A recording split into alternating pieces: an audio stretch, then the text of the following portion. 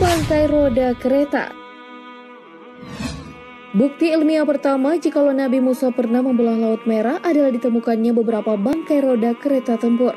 Bangkai-bangkai roda kereta tempur ini ditemukan di penghujung tahun 1988 silam. Masya Allah. Seorang arkeolog bernama Ron Wyatt mengatakan bahwa dirinya telah menemukan beberapa bangkai roda kereta tempur kuno di dasar Laut Merah. Menurut Ron Wyatt, temuan roda-roda tersebut adalah bangkai kereta tempur Fir'aun. Seperti yang dikisahkan tenggelam di lautan tersebut saat digunakan untuk mengejar Musa bersama para pengikutnya. Juga beberapa di antara kereta yang ditemukan terdapat sebuah roda dengan 4 buah jeruji yang terbuat dari emas. Diduga seperti inilah sisa dari roda kereta kuda yang ditunggangi oleh para sang raja. Bangkai manusia.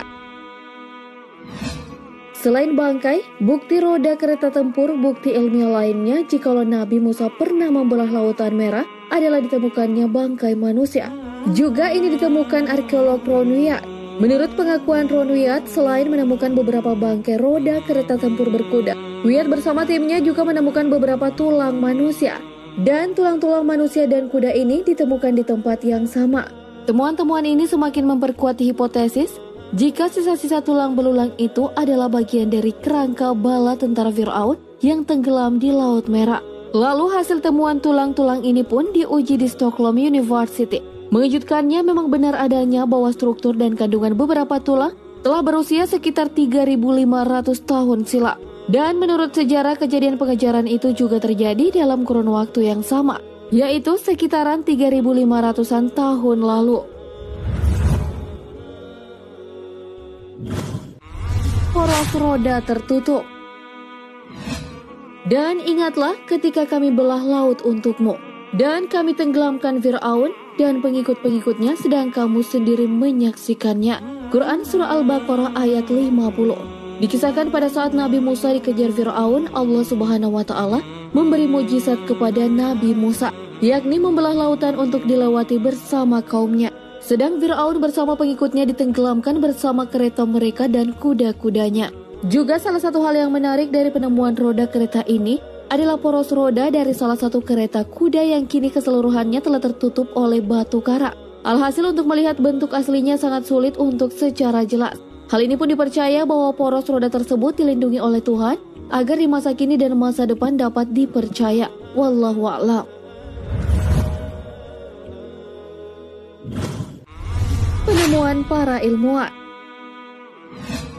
Sahabat beriman, terbelahnya Lautan Merah ini tidak hanya diceritakan di kisah Nabi, juga dapat dihubungkan dengan penemuan para ilmuwan. Namun bedanya para ilmuwan tidak meyakini hal itu sebagai mukjizat, melainkan sebagai fenomena alam.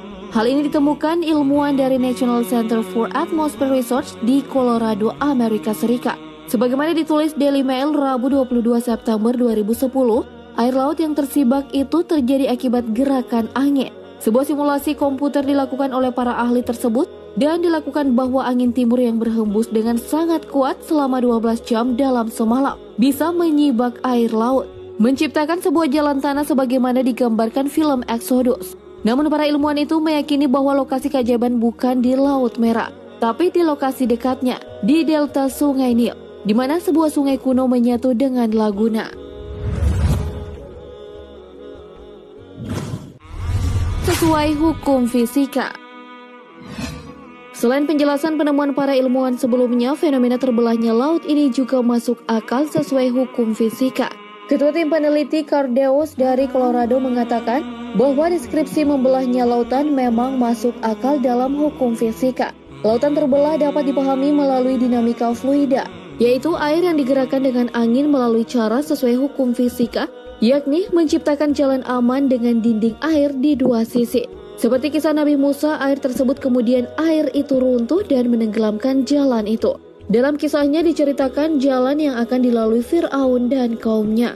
Masya Allah, sungguh ya kebesaran Allah Subhanahu wa Ta'ala ya sahabat beriman. Bentuk tanah berbeda. Ditemukan para ilmuwan itu bahwa angin timur dengan kecepatan 63 meter per jam yang bertiup dalam waktu 12 jam, baik di danau maupun aliran air. Proses inilah yang menghasilkan jalan tanah lumpur sepanjang 2 mil atau lebar 3 mil selama 4 jam. Di saat kecepatan angin melemah, lalu air akan kembali ke posisi awal, seperti fenomena pasang surut. Para ahli menguraikan dalam jurnal Public Library of Science 1 bahwa siapapun yang terdampar dalam lumpur itu sesudah angin melemah akan beresiko tenggelam. Sedang dalam sumber lain dikatakan kawasan selatan Laut Mediterania yang diduga menjadi tempat penyeberangan itu memaparkan bentuk tanah yang berbeda.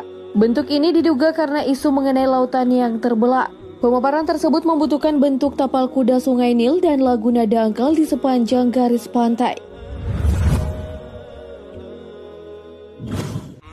Perhitungan matematis. Sahabat beriman, tak hanya sesuai dengan hukum fisika, fenomena laut terbelah ini diuji dengan menggunakan persamaan diferensial matematika. Adalah dua peneliti Rusia yang membuat pemodelan tentang kondisi ketika gelombang laut terpisah. Peneliti ini bernama Nauman Folzinger dan Alexei Androsov, membuat pemodelan berdasarkan keterangan-keterangan di kitab Old Testament dan Torah. Pula termasuk keterangan bahwa pada saat itu terdapat gugusan karang yang jaraknya dekat dengan permukaan laut. Menggunakan pemodelan hidrodinamik, mereka mengadakan simulasi mengenai berapa kecepatan angin dan kekuatan badai yang dibutuhkan agar gugusan karang tersebut kering. Juga tak lupa mereka mensimulasi berapa lama gugusan karang tersebut akan kering dan kapan air laut akan kembali menutupinya. Hasil yang mereka dapatkan, jika ingin timur bertiup sepanjang malam dengan kecepatan 30 meter per detik, maka gugusan karang tersebut akan kering. Sedangkan untuk menyeberangi 7 km gugusan karang, kaum Israel yang sebanyak 600.000 orang membutuhkan waktu sekitar 4 jam. Dan setelah itu air laut kembali menutupi gugusan karang setelah 4,5 jam. Jadi bisa diartikan bahwa selama 4,5 jam gugusan karang masih kering. Penelitian dua orang ini telah dipublikasikan di The Bulletin of the Russian Academy of Science tahun 2002. Wallahu a'lam bishawab. Itu dia beberapa bukti ilmiah Nabi Musa pernah membelah lautan. Sungguh Allah Maha Benar dengan segala firman-Nya. Menurut sahabat beriman, bukti manakah yang paling menarik? Komen di bawah ya. Dan jangan lupa komen, like, subscribe, and share video ini ke sahabat-sahabat beriman yang lain, agar bersama kita berbagi pengetahuan dan kebaikan. Amin ya robbal alamin. Wassalamualaikum warahmatullahi wabarakatuh.